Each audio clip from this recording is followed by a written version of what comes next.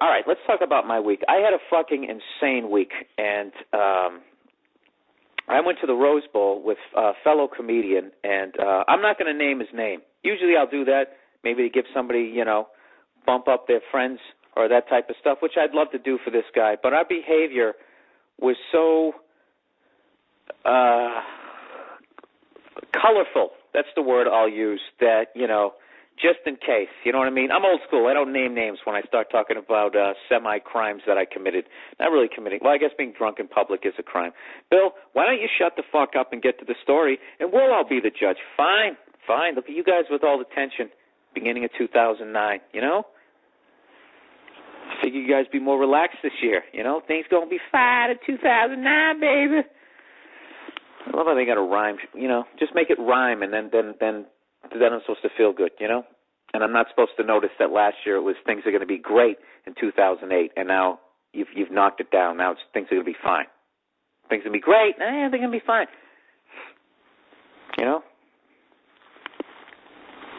Don't freak out in 2010. Ooh, did they combine us with Canada in 2011? Why am I fucking checking myself out at a grocery store and I'm not getting paid for it? Okay. So anyways, I go to the Rose Bowl with a comedian. We're just going to call him Joe, all right? Because that's the classic alias name. When you don't want to get somebody in trouble, you just call him Joe. But the ironic thing is this guy's name is actually Joe.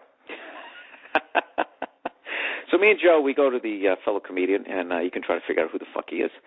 And it's not Piscopo. We go to the Rose Bowl, and we had great intentions.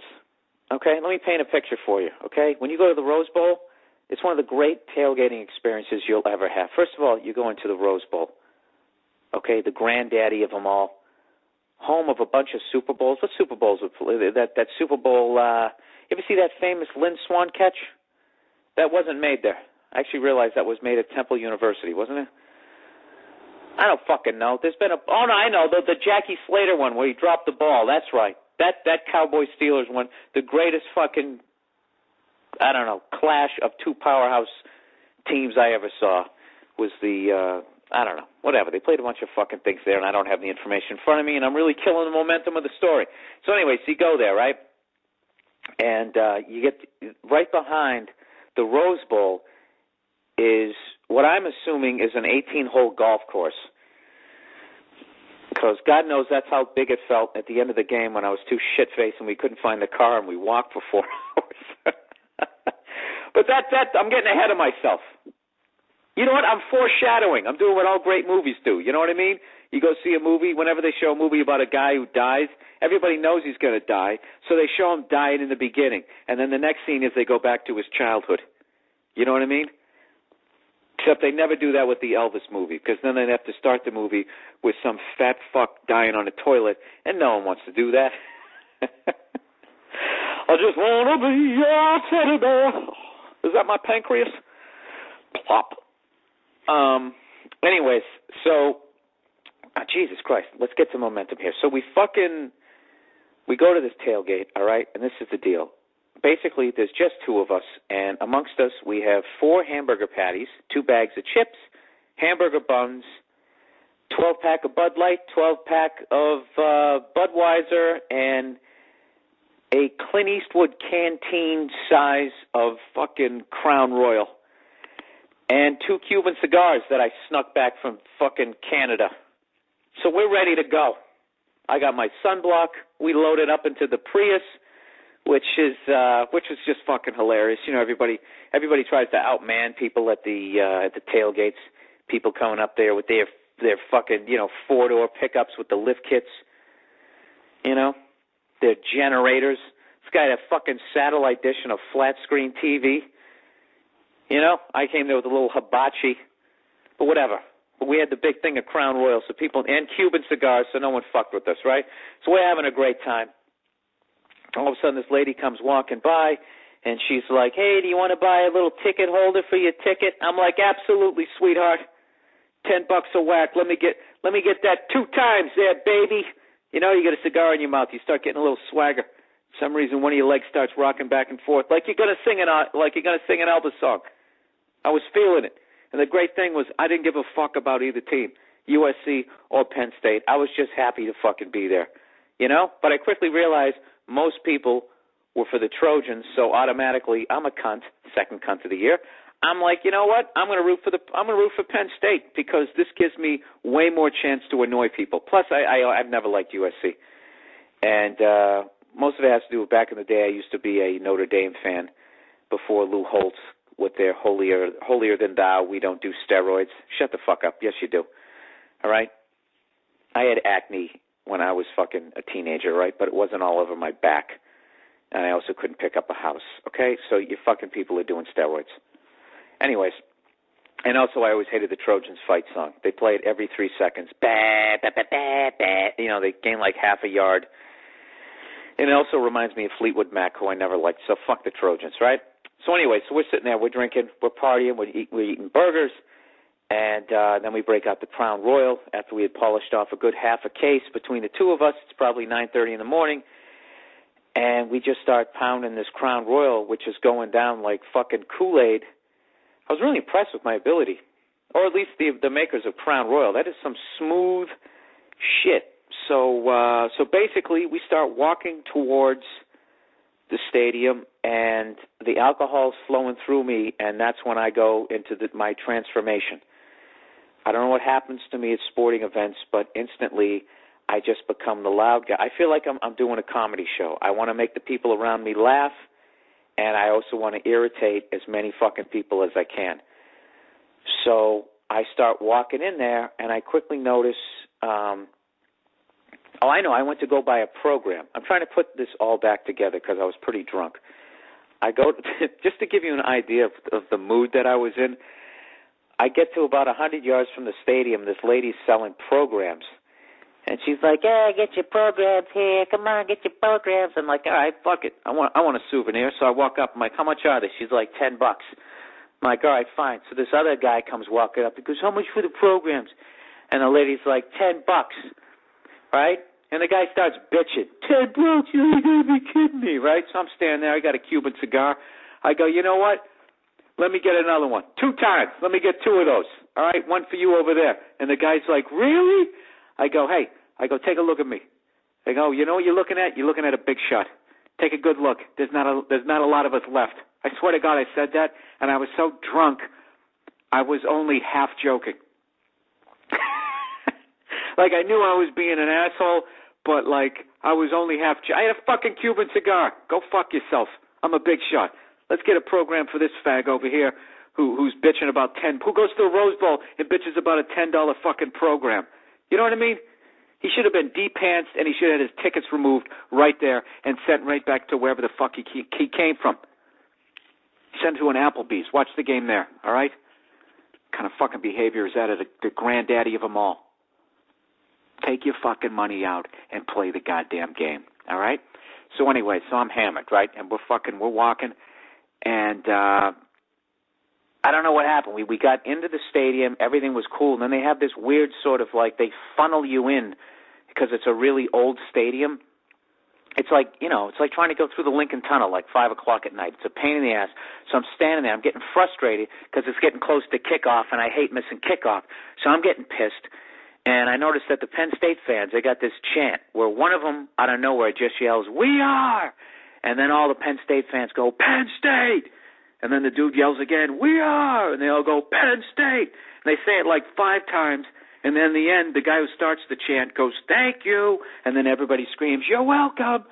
And I immediately noticed that it annoyed the shit out of all these USC fans. You know, because they kind of felt like it was a home game because they were out there. So next thing you know, I didn't even think it. Next thing you know, coming out of my mouth, I'm going, "We are." I'm not from Penn State. I don't know shit, right? But I just start going, "We are," and everybody starts going, "Penn State." "We are Penn State." And I'm like, "Thank you." And they're like, "You're welcome." I'm like, this is fucking awesome. I can do this the whole game and annoy the shit out of people around me.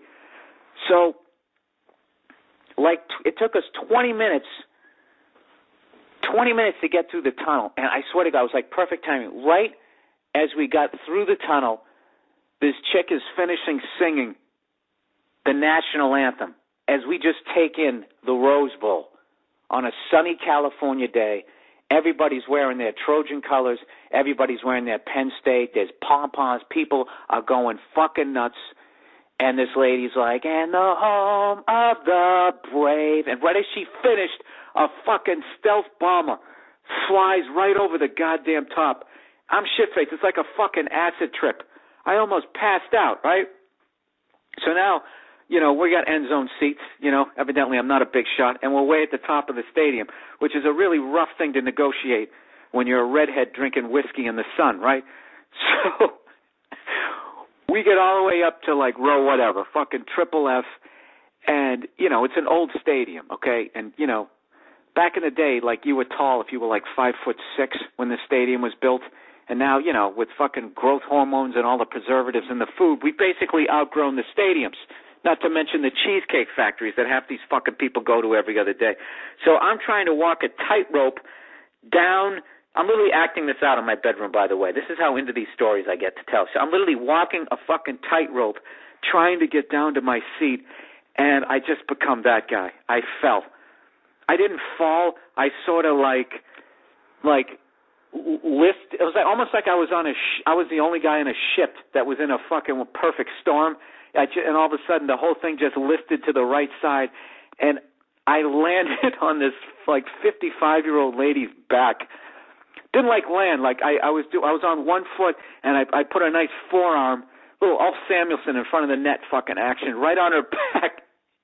And I was so drunk, it took me, I swear to God, at least 28 seconds to get off her, and the entire time I am apologizing with my fucking cigar whiskey breath, just going, I'm sorry,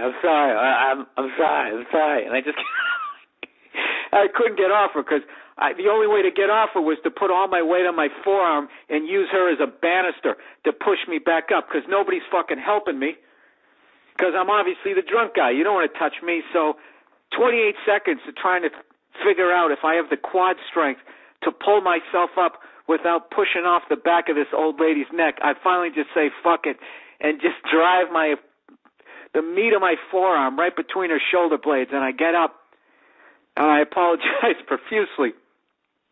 And I don't know what Joe was doing at this point. He was fucking probably just standing there watching the game. But basically, we finally get to our seats.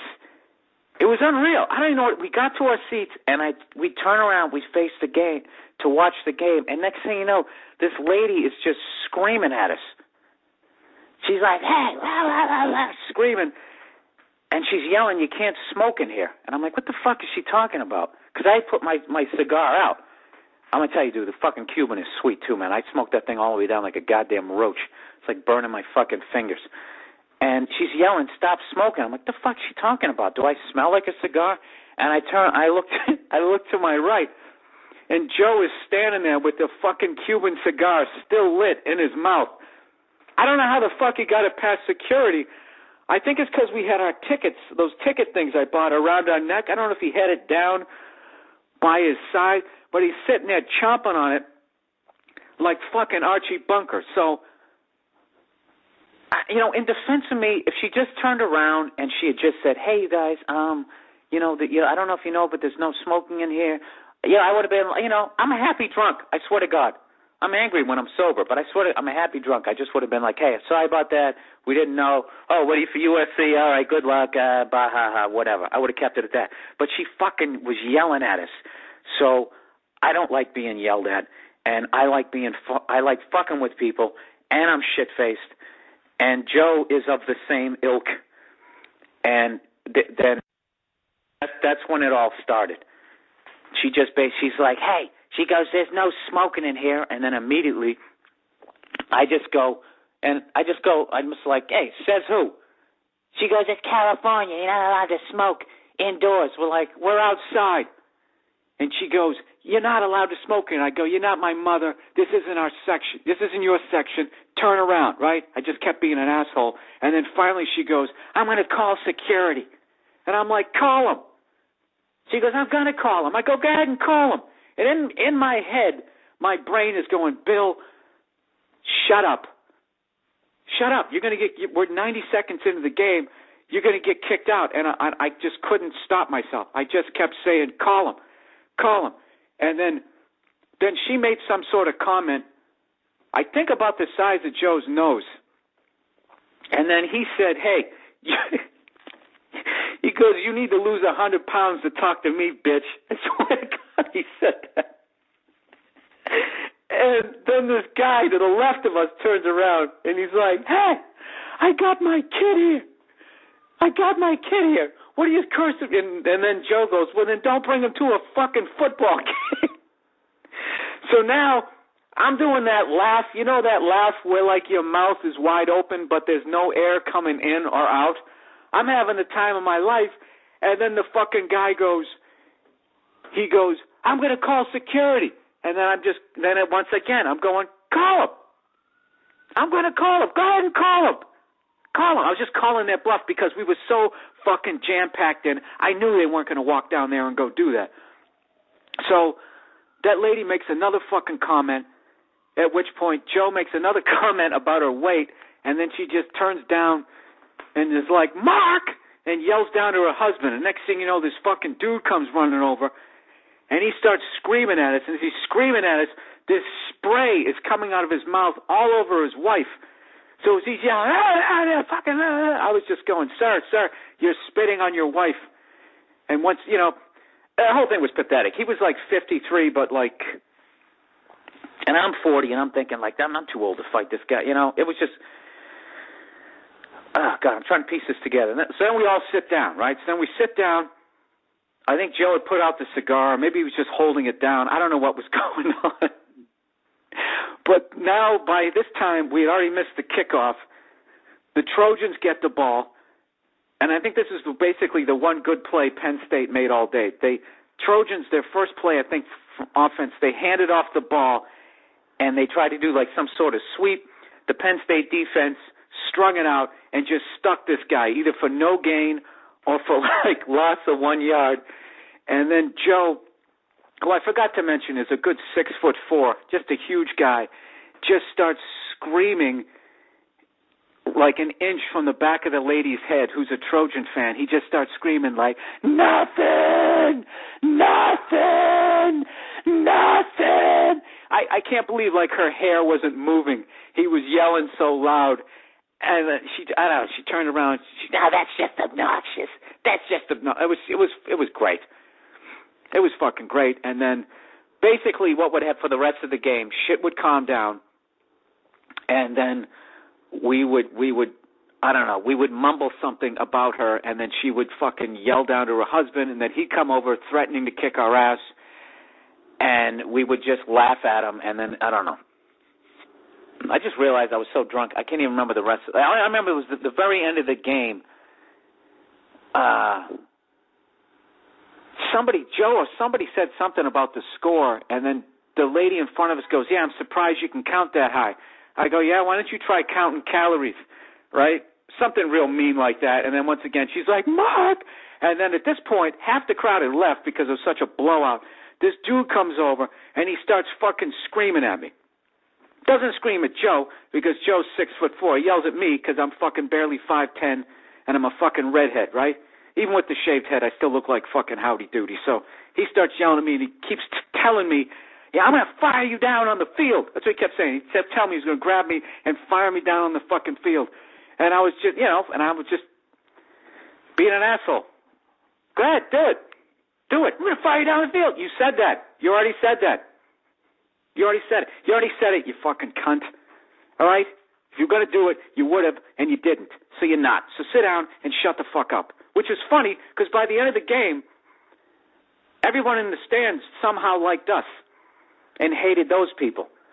I mean, half of it was because they were assholes. The other half was they couldn't hear the shit that we were mumbling at this dude's wife. Who I know at this point you might have a little bit of sympathy for her, but I mean, I'm telling you, she was an asshole, and she's the one who made it personal first. She made the comment about Joe's nose. She was doing real hacky lines too. She told me I was ugly. She goes, and I always can lose weight, which I believe I saw during the second season of Def Jam. And, And I thought what we were coming with was a lot more clever. And if it was a battle of the bands in a stand-up situation, I think we won. So basically what ended up happening, I know this is a long-ass fucking story. I don't even have time for questions this week. But long story short, we ended up walking out. And I believe somehow the lady in front of us, too, who was being a jerk, had a bunch of these dark streaks on the back of her shirt towards the end of it. I don't know what it was.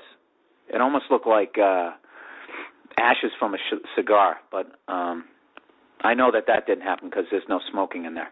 But anyways, we go to leave, and we're basically so drunk. I don't know, man. It took us like fucking 9 hours. It literally took us 50 minutes to find our car. And I think it was karma for being such assholes in the stadium. And I don't know who the fuck set up the parking lot things out there, but they basically, the way they do the sections on this golf course is they have like balloons. They just have numbers, number 1, number 2, number 3, but they're not lit up.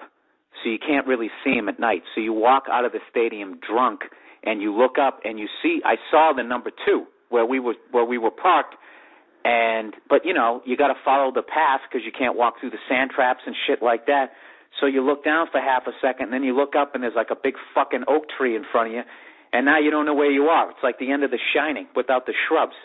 It's a fucking golf course, right? So, and you're far enough away from the stadium where you can't get your bearings, and we're just wandering around and around and around, and it's getting to the point like, you know, like hypothermia is becoming an issue because it's a desert. It starts getting cold, we're shit-faced, and we just can't fucking find a car. It was like the Blair Witch. We kept coming back to the same goddamn ladies' tees, wherever the fuck we were. And then I lost all confidence in my ability to find the damn car, so I start following Joe, who was convinced, even though we both know we're parked in Section 2, we went from Section 3 to Section 4 to Section 5, and he keeps telling me to go in that direction. Because for some reason, he thinks numerically it's going to go 3, 4, 5, 2. I don't know. Took us an hour to find the fucking car, and at that point I started sobering up, and I started thinking about our behavior, and I was starting thinking like, you know, I kind of feel like an asshole. Yeah, you know, I should have taken the higher ground, even though that girl was a cunt, you know. And he was just like, what are you talking about? What are you talking about? She was a cunt. We treated her like one, and that's it. That's what I love about that guy. He just breaks it down to the simplest fucking point. Hey, buddy, I got my kid here. Well, don't take your kid to a fucking football game. Which, you know, I know that's harsh, especially if you have kids, but think about it. Think about it. Why would you bring your kid to a professional, to a sporting event? Not only that the guy with the kid is being hypocritical, because he was me before he had a kid. All right? He was having the time of his fucking life. And what, now because he has a kid, now all of a sudden I'm supposed to fucking act my age? You know, it's like the fucking baby boom generation. They bang so much, they're fucking in the mud at Woodstock, that by the time I come around, there's herpes and AIDS and all this shit. And then these, you know, then they come around with their don't do drugs, wear a condom shit after they had the time of their fucking lives. I'm so glad all of them are getting, that whole generation is getting hip replacements now with their fucking, because they all had that fucking Olivia Newton-John high-impact aerobics tape that they did, trying to stay in shape. That's the one good fucking thing, considering I got to fuck with the goddamn trash bag around my dick my entire career, right?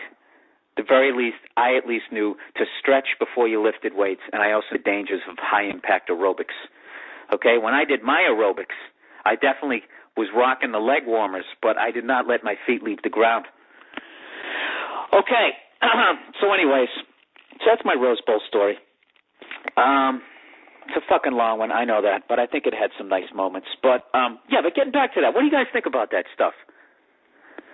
You know, sporting events are not for children, okay? And I know they always try to talk about the good old days of sports. The good old days of sports is bullshit, okay?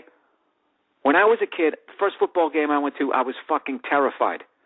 I was terrified. It was not a place for kids. It was a place for adults who hadn't achieved what they thought they were going to achieve in life to get their fucking anger and frustration out. People within loveless marriages, you know. People, you know. people who could tell they were going to get laid off the next week, or maybe they already got laid off and they just wanted to get it out, okay?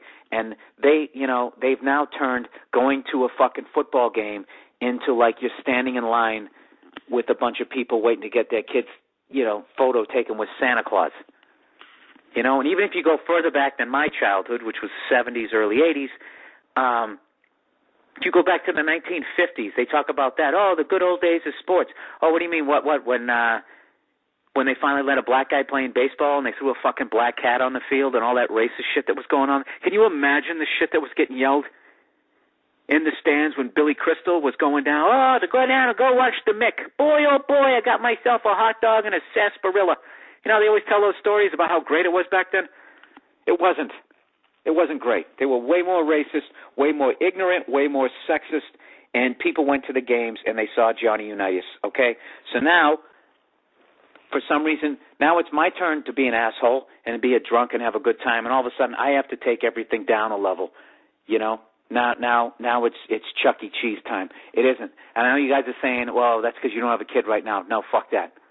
Fuck that. I wouldn't bring my kid to the game, or if I brought the kid to the game, I would prepare him. I'd prepare him. This is what's going to happen, okay? You might see a fight, Hey, Dad might even get in one.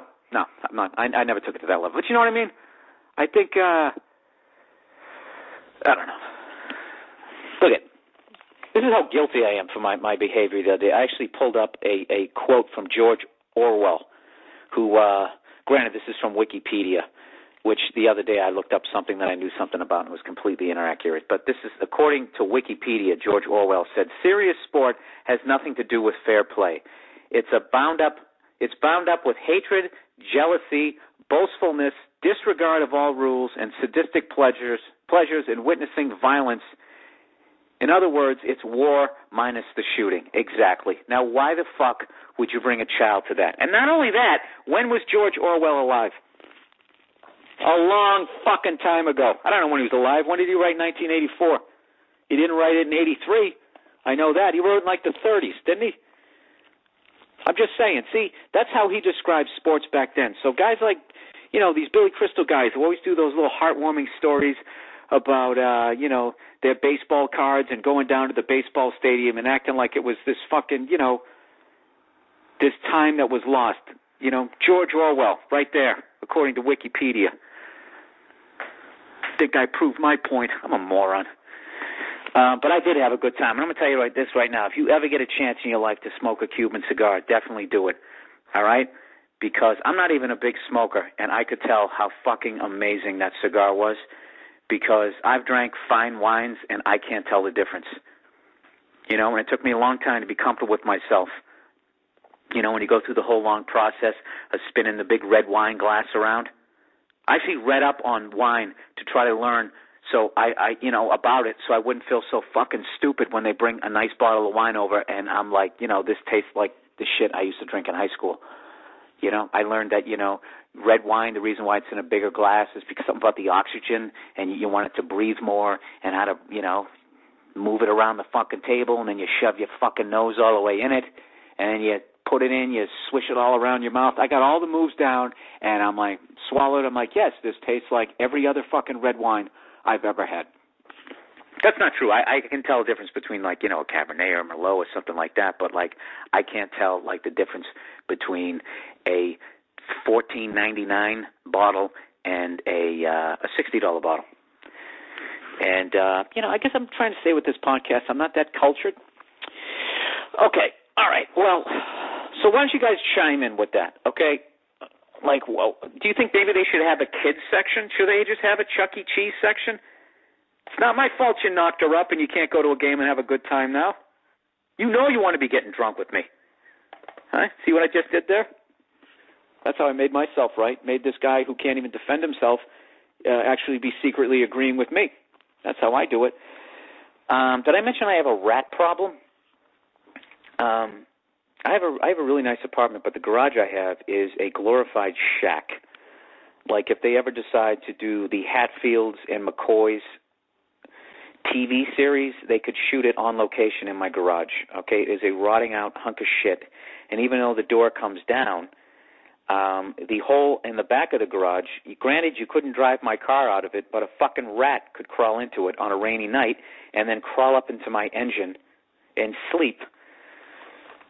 This motherfucker, I took my car down to get it serviced, and they took out the air conditioner filter, and there was rat shit in there. I know, I got to pause for everybody going, oh my God, it's gross. So, being a man, I'm like, okay, Operation Kill the fucking rat is now in motion. And I sat there and I thought, how can I kill this motherfucker? And basically what I did was I went to a smaller hardware, because fuck Home Depot, and there are 8 people in aprons.